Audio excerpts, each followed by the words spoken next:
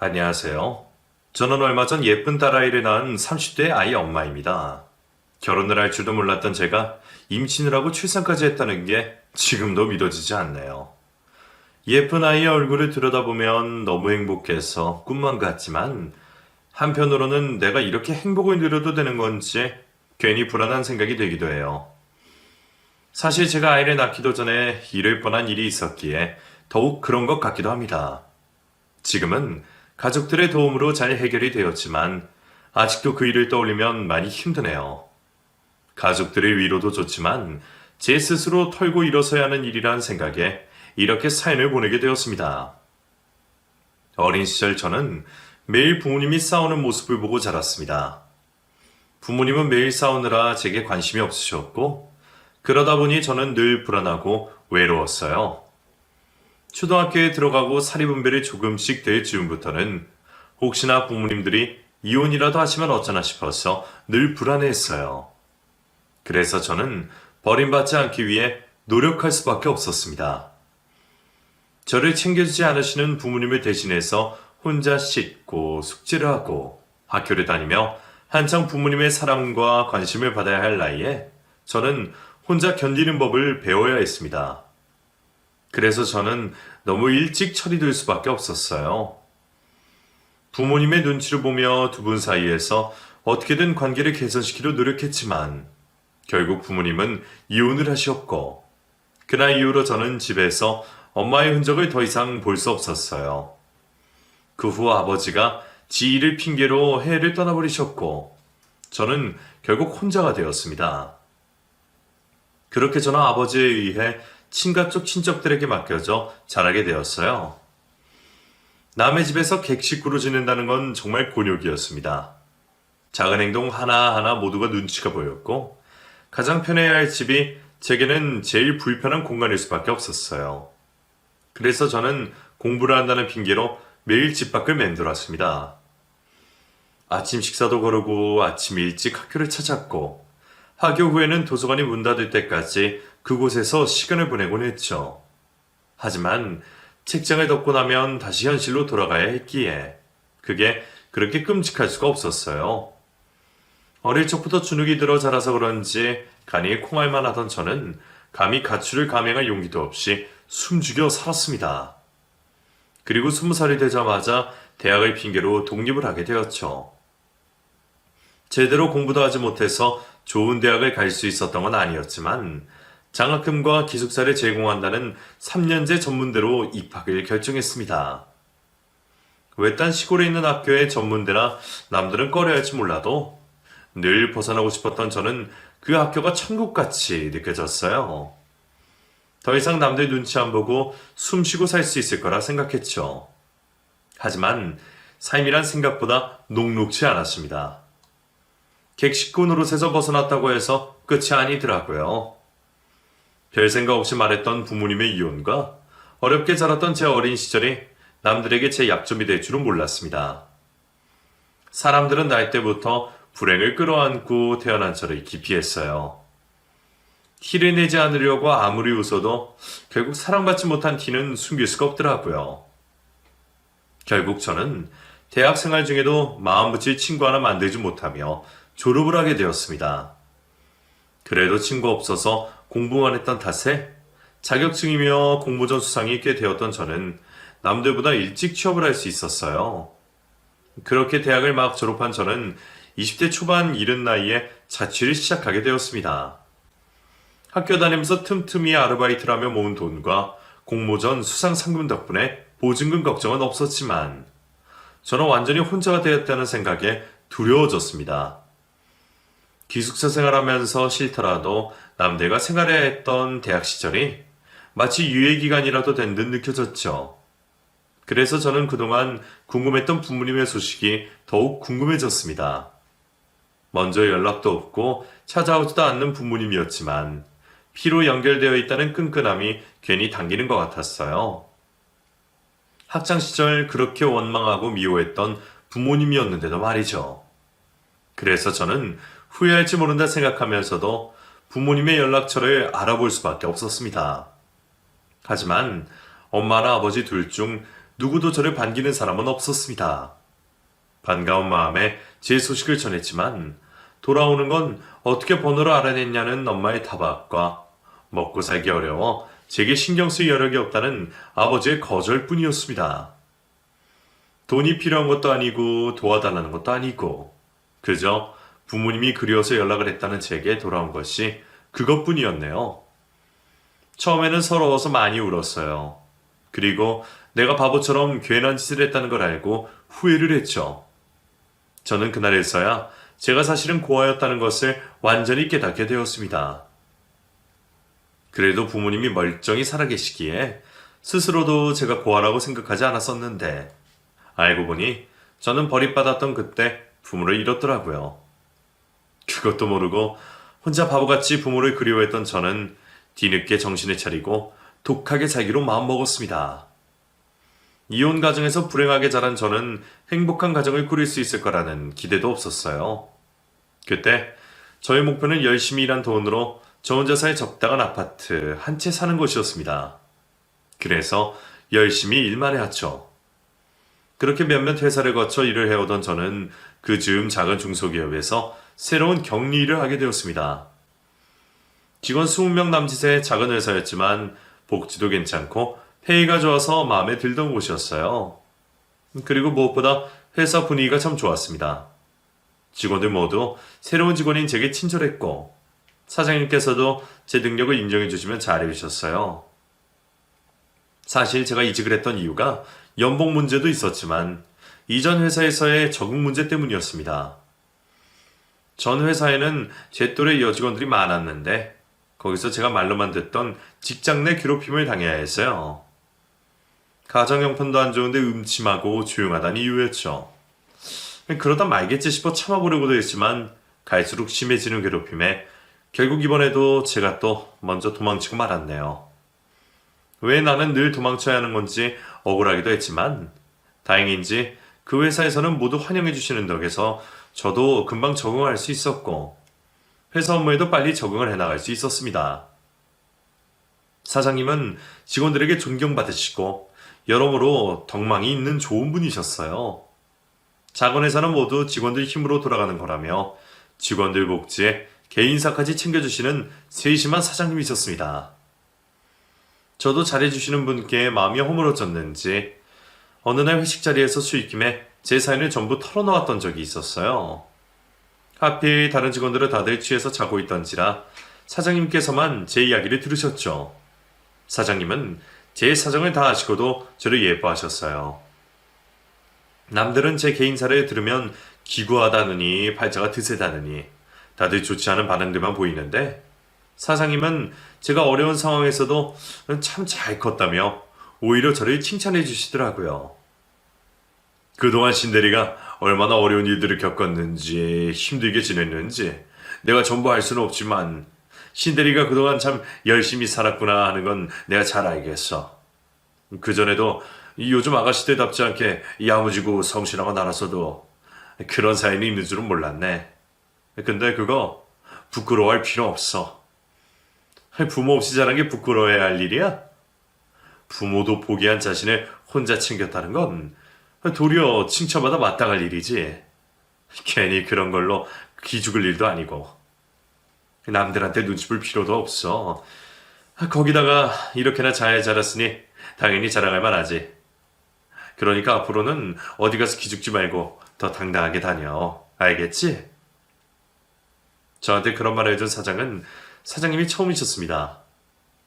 어려서부터 제 부모는 저를 거추장스러운 짐처럼 생각했고 친인척들에게 객식구 취급당하며 늘 남들 앞에서 눈치만 보고 살았던 저였습니다. 워낙 어려서부터 눈칫밥을 먹은 탓인지 밖에서조차 당당하기는커녕 남들 앞에서 말 한마디 제대로 못하고 기도 못 펴고 살았죠. 그래서 늘 당하고도 도망치기 바쁘던 저였어요. 그런 제게 처음으로 따뜻한 말을 해주신 사장님이 저는 참 감사했습니다. 그런 사장님 밑에서 일을 한다면 앞으로 어떤 다른 좋은 기회가 있더라도 그 회사를 쉽게 떠나지는 못하겠다 싶었죠. 저의 자세한 사정을 알게 되신 후로 사장님은 제게 더 관심을 기울이며 신경을 써주셨습니다. 저를 조카 딸처럼 걱정해 주시고 심지어 명절에 늘 혼자 보내는 걸 알고 집으로 초대까지 해주셨지만 그건 아닌 것 같아서 차마 찾아가지 못했어요. 하지만 사장님의 그런 마음만큼은 감사했습니다. 그러다 어느 날 사장님이 제게 아드님을 직접 소개시켜 주시는 일이 있으셨어요. 여기 우리 아들이야. 인사해. 그러고 보니 둘이 나이도 비슷하네. 둘이 2살 차이던가? 그럼 서로 통하는 것도 많겠네. 둘이 언제 밥이라도 먹어. 비슷한 사람들끼리 가끔 만나서 시간도 보내고 하면 좋잖아. 안 그래? 사실 사장님이 그전에도 저더러 며느리 삼고 싶다며 얘기하신 적이 종종 있으셨지만 저는 그 말들을 그냥 지나가는 말들로만 흘려들었습니다. 그런데 정말 저를 며느리감으로 염두에 두셨던 건지 저와 아드님을 엮어주고 싶어 하시는 듯 말씀을 하시더라고요. 그래서 얼마나 놀랐던지 몰라요.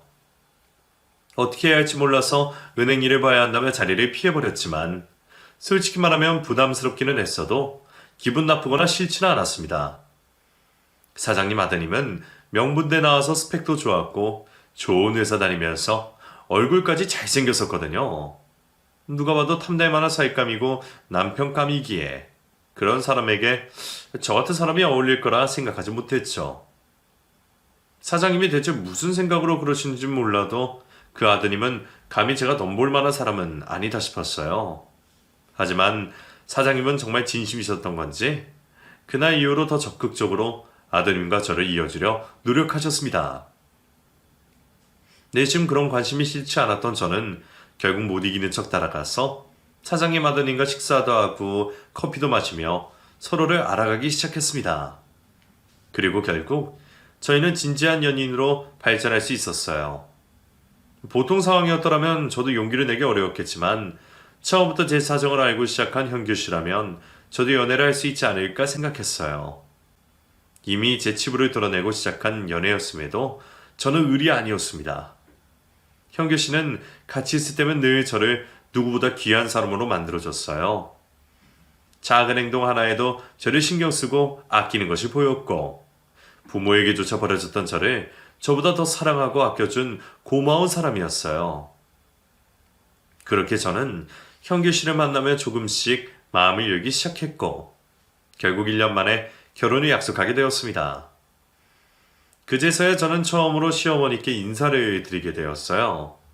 제가 진작 인사를 드렸어야 맞는 거지만 그동안은 마땅히 찾아뵐 만한 상황이 없었거든요.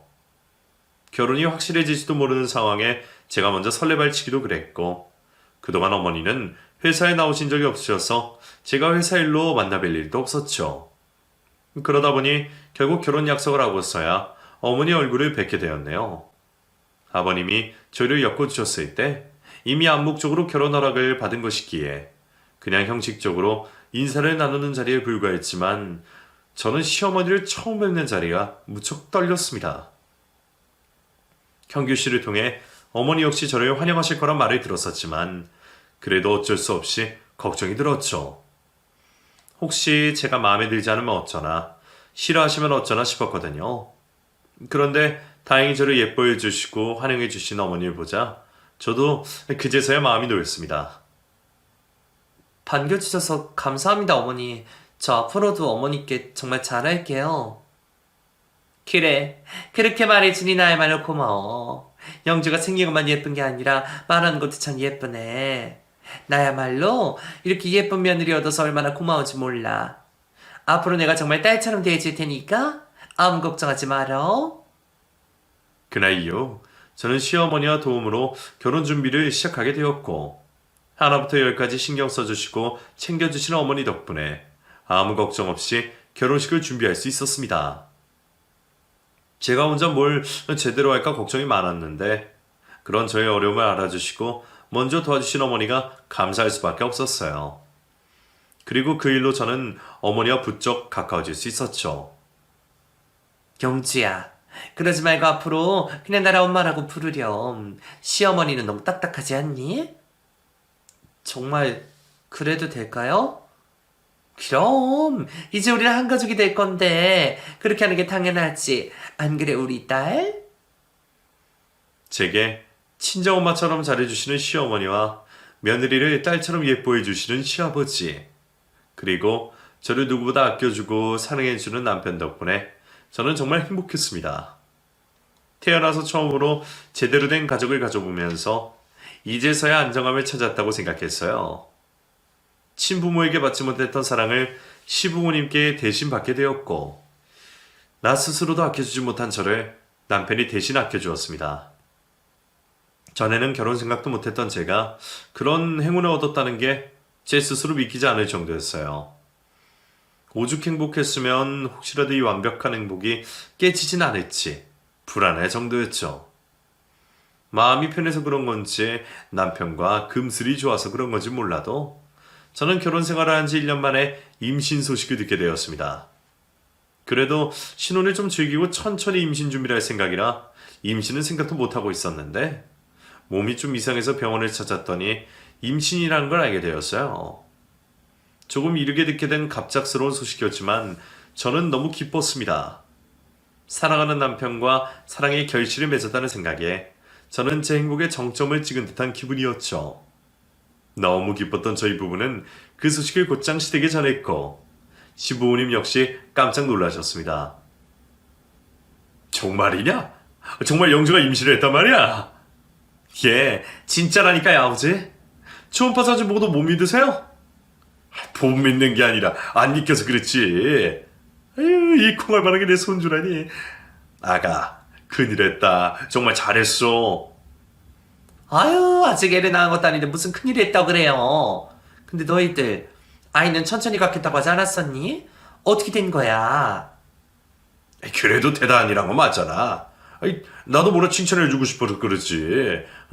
요즘은 젊은 사람들 불임이다 뭐다 임신도 어렵다고 그러던데 결혼한 지 1년도 안 돼서 이런 좋은 소식 가져다 주고 이런 며느리가 어디 있어? 당신은 기쁘지 않아? 누가 안 기쁘대요? 아이, 그런 말을 해. 아니, 천천히 갖겠다고 하지 않았냐고 물어보고 혼자 별일 아닌 것처럼 말하기에 이상해서 그렇지. 당신답지 않게 말이야. 나도 당연히 좋아요. 기쁘기야 내가 제일 기쁘지. 내 말은 그게 아니라 손주 소식도 당연히 기쁘고 좋은 일이지만 애들, 특히 영주가 걱정돼서 그러는 거죠.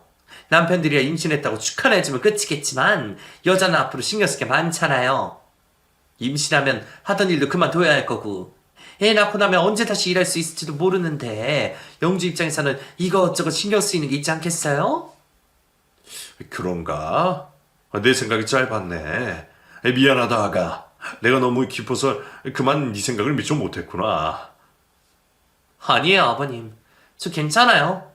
물론 저희도 당장 계획했던 것도 아니고 어머니가 저 신경 써주신 건 너무 기쁘지만 저도 막상 임신 소식 들으니까 너무 행복하더라고요.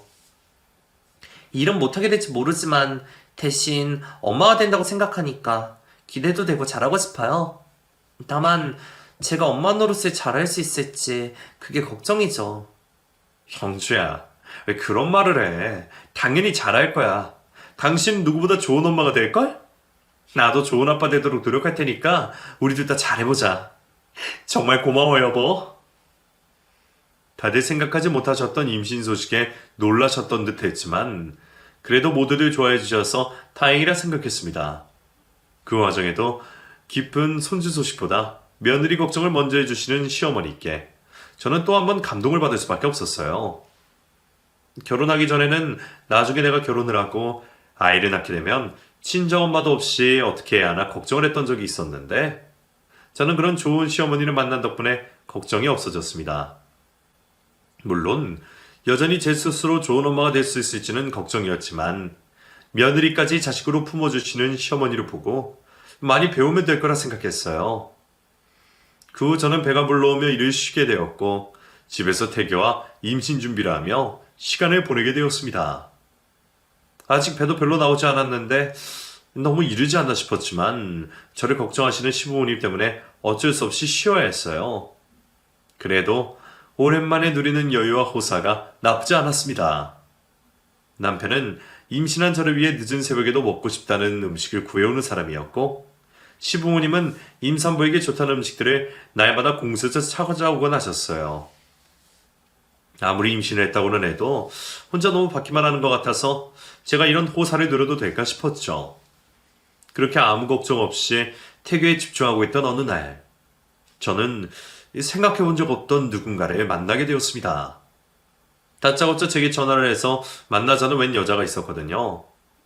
제 남편 이름을 거들먹거리며 얘기를 하는 탓에 저도 어쩔 수 없이 그 자리에 나갈 수밖에 없었어요. 그리고 그곳에서 저는 그 여자가 남편의 상간녀라는 걸 알게 되었습니다. 자기 입으로 내 남편의 상간녀라는 그 여자의 소개에 저는 심장이 떨어지는 기분이었습니다.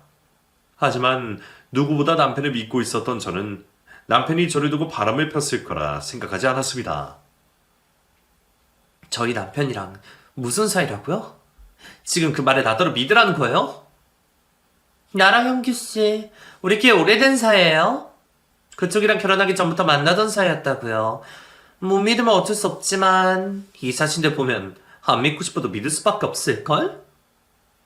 제가 자기 말을 믿지 않자 그 여자는 제 앞에 사진을 여러 장 보여주었습니다. 앳된 남편과 그 여자가 함께 찍은 사진들이었죠. 전부 제가 보지 못했던 남편의 사진들이었기에 저는 순간 믿음이 흔들릴 수밖에 없었습니다. 하지만 그래도 남편을 함부로 의심할 수가 없어서 그 여자의 말을 고지고대로 믿진 않았죠. 이걸 봐도 못 믿겠다 이거예요? 아니 여기 증거들이 뻔히 있는데 못 믿을 게 뭐가 있어. 아니면 뭐 은밀한 사진이라도 보여줘요? 아니면 형규씨라도 직접 데려와서 삼자대면이라도 해야 하나? 저희 남편이 바람을 피고 있었다니 말도 안 돼요. 회사 끝나면 집으로 총알같이 달려오는 사람이 바람필 시간이 어디 있다고.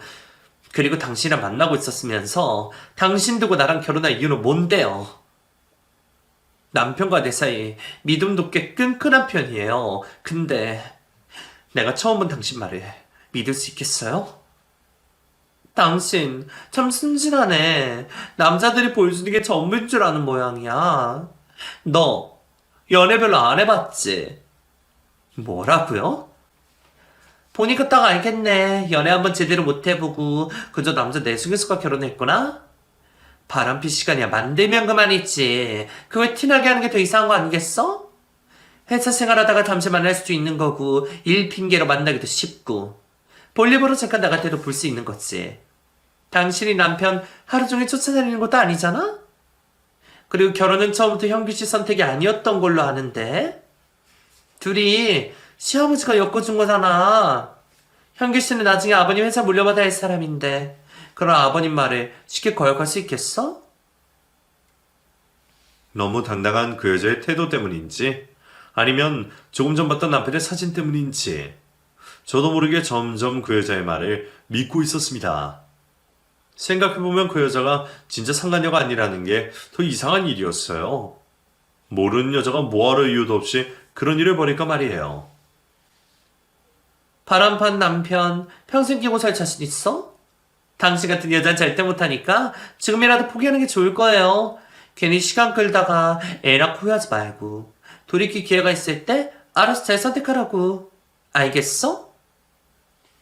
저는 충격에 쉽게 말도 못 꺼내고 있는데 그 여자는 뻔뻔하게도 제게 남편과 헤어질 것을 말했어요. 어차피 자기가 뺐을 거니 현명한 선택을 하라고 말이죠. 이게 대체 무슨 일인지 몰랐던 저는 남편의 외도에 어떻게 해야 할지 답답했습니다. 남편의 배신에 너무 충격을 받았던 저는 남편에게 바로 따져묻지 못하고 그 전에 시어머니를 먼저 찾아갔어요. 그리고 어머니에게 그 여자에게 들었던 이야기를 전부 털어놓았습니다. 그러자 어머니는 의심도 하지 않고 그 말을 단번에 믿으셨어요. 그리고 제게 충격적인 이야기를 해주셨죠. 세상에, 형규 그놈이 이제는 정신 차린 줄 알았더니 또 이런 일이 있어? 세상에나. 그게 무슨 말씀이세요? 어머니는 오빠가 바람핀 걸 믿으세요? 사실 형규 걔가 전에도 종종 이런 일이 있었어. 양대를 거쳐서 여자들이 집까지 쫓아오는 일이 있었거든. 그래도 그건 결혼하기 전의 일이고. 이제는 나이 먹고 철들었을 줄 알았더니 그놈이 결국 집어는 나 못 주는구나. 응? 정말 내 아들이지만 도저히 이해할 수가 없다. 어떻게 형수도 같이 좋은 아내를 두고 다른 여자를 만날 수가 있니? 내가 아들 대신 사과하마. 미안하다, 영주야. 전에도 비슷한 일이 있었다는 어머니의 말씀에 저는 기절할 듯한 기분을 느꼈습니다. 아무도 제게 그런 얘기를 해준 적도 없었고 남편 역시 티를 내지 않았는데 이제서야 그런 얘기를 들었으니 말이에요. 시어머니의 얘기까지 들은 저는 결국 남편이 바람났다는 것을 믿을 수밖에 없었고 억울한 마음에 시어머니를 붙잡고 눈물만 흘렸습니다. 그럼 저 이제 어떡해요, 어머니? 저 어쩌면 좋아요? 아유, 불쌍한 건 내가 미안하다. 내가 미안해. 그래도 영주 너는 걱정하지 마라. 엄마가 다 알아서 할 테니까 너는 아무것도 걱정하지 말어. 제게 미안하다고 하시던 어머니는 다 알아서 해결해 주시겠다며 제게 남편에게 미리 말하지 말라고 하셨습니다. 저를 걱정하셔서 그런 건지 남편을 걱정하셔서 그런 건지 모르지만 저는 평소 믿고 따르던 어머니의 말을 들을 수밖에 없었어요. 솔직히 그때 저는 차마 남편에게 그 일을 직접 물을 수가 없었습니다. 뱃속의 아이 때문이라도 이혼이 두려웠던 제가 남편의 입으로 사실을 듣게 되면 모든 게 돌이킬 수 없을 거란 생각에 당장의 악몽에서 도망치고 싶었나 봐요. 그래서 저는 어머니를 믿고 기다리는 것 말고는 방법이 없었습니다. 그동안에도 남편은 여전히 제게 다정했고 의심할 여지 없이 저를 사랑하는 것처럼 보였지만 어머니의 말과 상간녀의 등장으로 남편에 대한 의심이 생겼던 저는 대체 어떤 모습이 남편의 진심인지 혼란스러울 뿐이었습니다. 하지만 저는 남편의 바람을 의심하면서도 차마 그게 아니기를 바라고 있었습니다. 심지어는 바보 같은 짓인 것을 알면서도 한 번 정도는 남편의 외도를 눈 감아줘도 되지 않을까 하는 고민까지 하고 있었죠. 제 스스로도 어떻게 해야 할지 갈피를 못 잡고 온갖 고뇌에 시달리며 기다리고 있던 중 시어머니는 저를 다시 부르셨어요. 아가, 내가 많이 생각해봤는데 말이다. 아무래도 그냥 이혼하는 게 낫지 않겠니? 예? 그게 무슨 말씀이세요? 이혼이라뇨. 뱃속에 저희 아이는 어떻게 하고 제가 이 상태로 어떻게 이혼을 해요? 어머니, 저 도와주신다고 하셨잖아요. 갑자기 왜 이러세요? 이제 제가 싫어했었어요? 그런 게 아니라 나는 네가 오히려 걱정돼서 그러지. 현규가 내 아들이지만 아무리 생각해봐도 외도는 아니잖니. 내가 너를 내 친딸처럼 생각하는데 자기 딸한테 어떻게 바람난 남편을 참고 살아라고 하겠니. 요즘 세상에 이혼이 흠도 아니고 그냥 이혼해서 잘 살면 되잖니. 제가 이혼을 해서 어떻게 혼자 잘 살겠어요. 그러면서 정말 죽어버릴지도 몰라요. 어머니, 저는 저희 아이 아빠 없이 키우느니 차라리 제가 남편 참고 사는 게 나을 것 같아요. 남편도 실수했을지 모르잖아요. 그 여자 말로는 결혼 전부터 만났다는데 결혼하고 나서도 계속 만났는지 확실한 것도 아니고 남편 생각이 어떤지 모르잖아요. 어머니가 저 못 도와주겠다고 했으면 저 그냥 남편이랑 직접 얘기해 볼게요. 아니야, 그러지 마라. 걔한테 그런 말을 했다고 어쩌려고 그래. 처음부터 작정한 놈이 집으로 인정이나 하겠니. 그래봤자 너만 또 속는 거야. 그럼 어떡해요. 아무리 그래도 저 정말 이혼은 못하겠어요. 지금도 저한테 그렇게 잘해주는데 그런 사람이 절 두고 정말 바람을 폈을까요? 잠깐 실수일 수도 있잖아요. 그러지 마시고 어머니가 현규씨 만나서 설득 좀 해주시면 안 될까요? 저 정말 걱정되시면 어머니가 저 도와주셔야죠. 영주야, 한 번 바람핀 놈이 두 번은 못하겠니? 지금이야 네가 참을 수 있다 하지만 나중에도 계속되면 그때는 어떻게 참겠어. 그러지 말고 그냥 지금이라도 현명하게 생각해봐라. 태어나지도 않은 아이 인생보다는 네 인생이 더 중요한 거 아니겠니? 어머니가 제 걱정에 그렇게 말씀하시는 건 알지만 저한테는 다른 무엇보다도 저희 아이가 가장 중요해요. 그러니까 저 아이 때문에라도 절대 이혼 안 할 거예요. 어머니는 정말 제가 딸 같아서 걱정하는 마음에 그런 말씀을 하시는지 몰라도 저는 남편과 쉽게 헤어질 수 없었습니다. 아이에게 아빠의 존재를 지워버리기 전에 적어도 남편과 직접 얘기는 해봐야겠다 생각했죠. 하지만 어머니는 끝까지 제게 남편에게 절대로 말하지 말라고 함구를 시키셨습니다. 그럼부터 좀 기다려보거라. 어차피 이혼 안 할 거라면 배수계부터 챙겨야지. 괜히 그 일로 형기를 쌓여다가 뭔 일 날지 모르니까. 너도 출산 전까지 말하지 말고 잠자코 있어라, 알겠지? 모두 저를 위해하신다는 시어머니 말씀을 저는 그냥 무시할 수는 없었어요. 저는 시어머니 말씀대로 아이라도 지키기 위해 최대한 스트레스를 받지 않으려 노력했습니다. 남편이 외도했다는 사실도 일부러 지워버리려고 했고, 남편에게 따져 물을 게 있다면 아이가 태어난 후에도 늦지 않다 생각했어요. 그렇게 두어 달이 더 지나고 저는 곧 출산을 앞두고 있었습니다. 배는 부풀 만큼 불렀고 저는 혼자서 신발 신는 것도 불편할 정도였어요. 그런 저를 위해 매번 발톱까지 대신 깎아준 남편을 보면 순간 그 사람이 그런 짓을 했다는 것도 잊어버릴 지경이었고, 덕분에 저는 별탈 없이 임신 기간을 버틸 수 있었어요. 그리고 그날은 저 혼자 병원에 다녀오던 날이었습니다.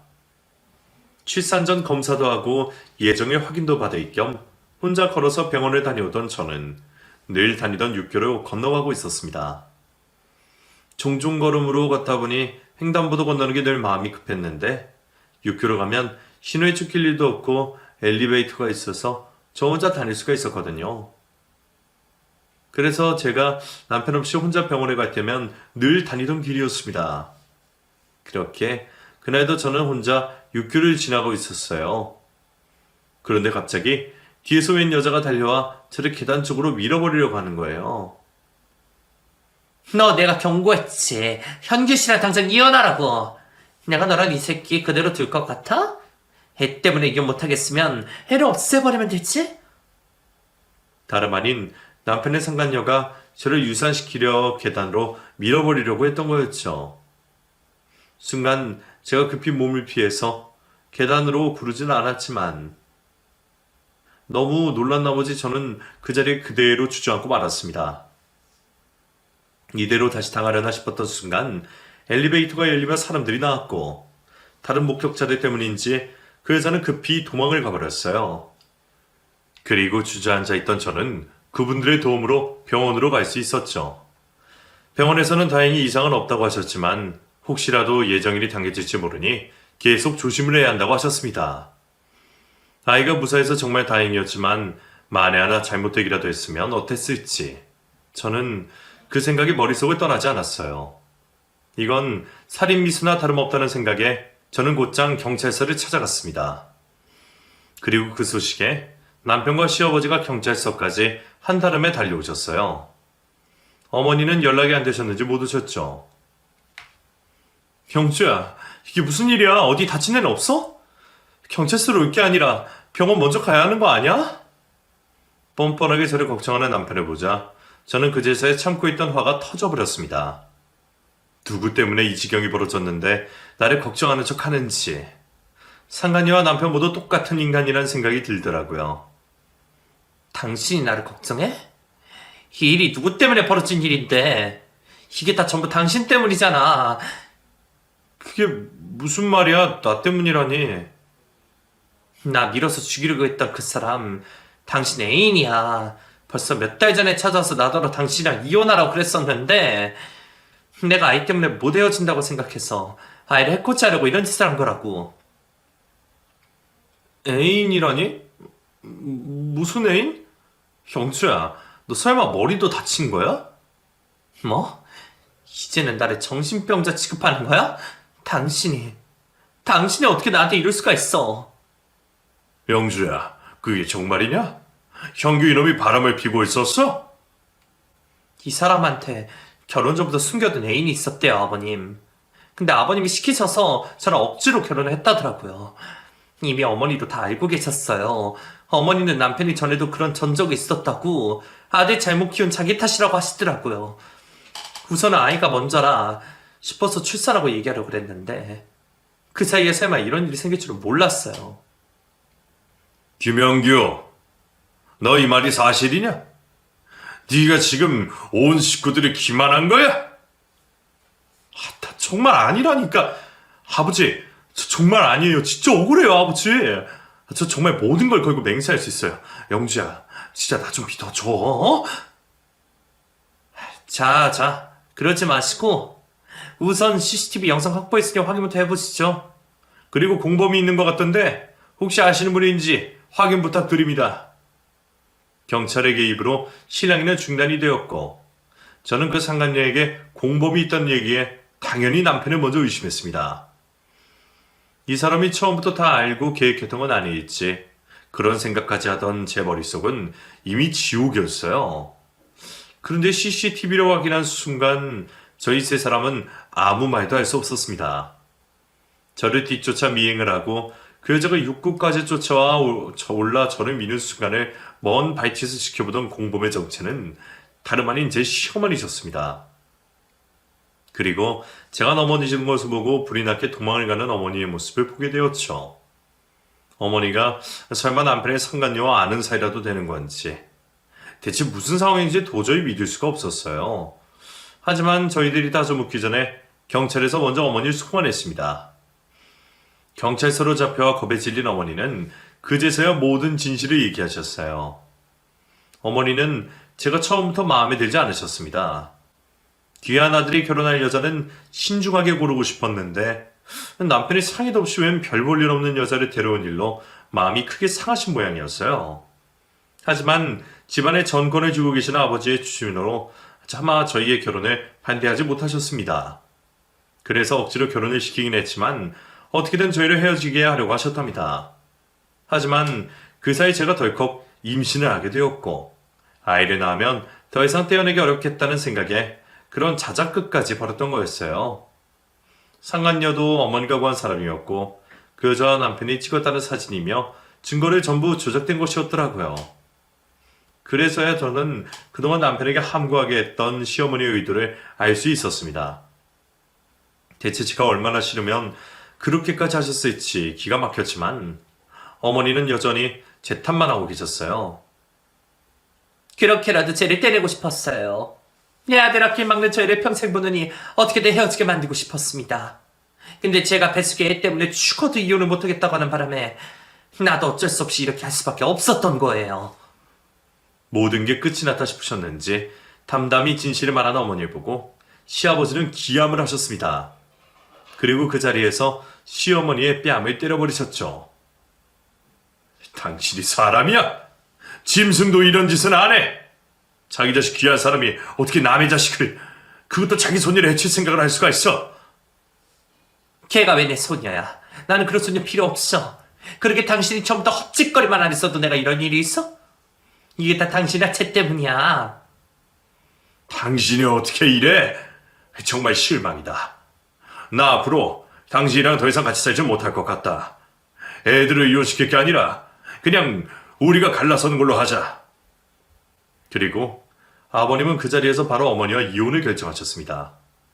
지금에서야 아버님이 대단한 결정을 하셨다는 걸 알고 감사하지만 그때는 너무 충격을 받은 나머지 이게 다 무슨 일인지 도저히 받아들이지 않았어요.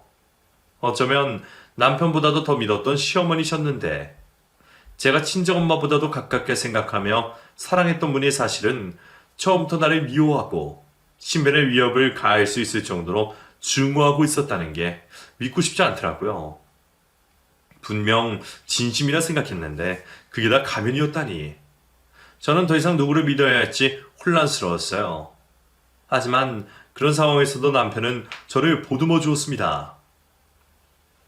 내가 괜히 다른 사람들 맘만 믿고 의심해서 정말 미안해. 아니야. 당신 탓 아니야. 나야말로 우리 엄마 때문에 그런 일 당하게 해서 정말 미안해. 나 때문에 괜히 겪지 않아도 될 일 겪고 이런 험한 꼴을 당했어. 정말 미안해, 영수야. 내가 이 빚은 평생 두고두고 갚을게. 그러니까 앞으로는 나 믿고 계속 내 옆에 있어줘. 내가 이제는 믿음 가게 더 잘할게. 분명 제게 섭섭한 게 있을 텐데도 저를 품어주는 남편을 보며 저는 감동을 받았어요. 그리고 앞으로 누가 저희를 음해하더라도 이제는 남편을 무조건 믿을 수밖에 없을 거라 생각했죠. 그 후 저는 예정일에 맞춰 무사히 아이를 낳게 되었고 예쁜 딸을 얻게 되었습니다. 그리고 출산을 한 제 곁에는 남편과 시아버지가 계셔 주셨지만 가장 바라던 어머니는 다시는 볼 수 없게 되었네요. 저는 어머니의 처벌을 원하지 않는다고 어머니와 합의를 보게 되었습니다.